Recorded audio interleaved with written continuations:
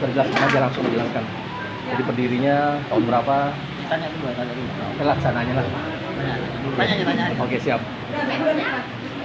Pak Ketum Lambung Siombing, berdirinya Forum Pemuda Batak Bersatu, seperti apa dan dari tahun berapa kira-kira? Ya, terima kasih.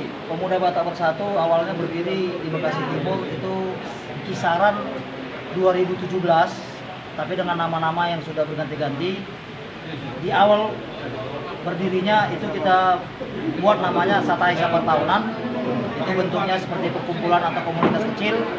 Seiring berkembangnya waktu 2019, tepatnya di bulan Oktober, kita legalitasin dengan nama Pemuda Batak Bersatu.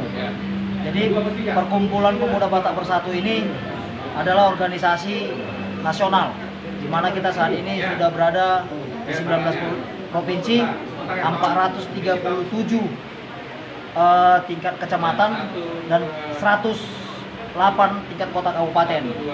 Jadi visi misi kita adalah mempererat persatuan khususnya orang Batak serta mempererat persatuan anak bangsa.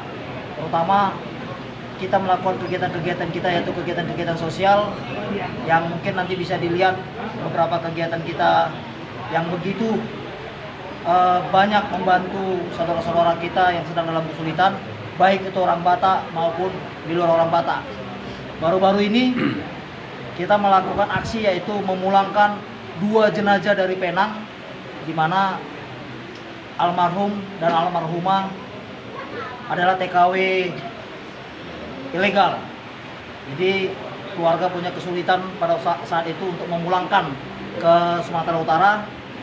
Dengan kerjasama seluruh anggota, bekerjasama dengan KBRI, bekerjasama dengan Kemenlu, kita bermohon dan kita pulangkan.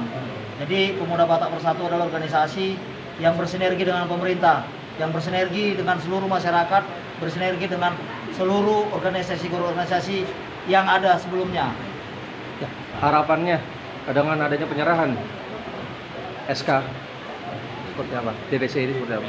PAC. Ya, harapan kami kepada PAC Bekasi Timur yang saat ini, yang tadi dilantik, telah sah berdiri di kota Bekasi, khususnya Bekasi Timur, segera lakukan audiens ke pemerintahan setempat, baik kecamatan, polsek, lakukan sinergisitas dengan ormas-ormas, Karang Taruna, organisasi yang ada di wilayah Bekasi Timur.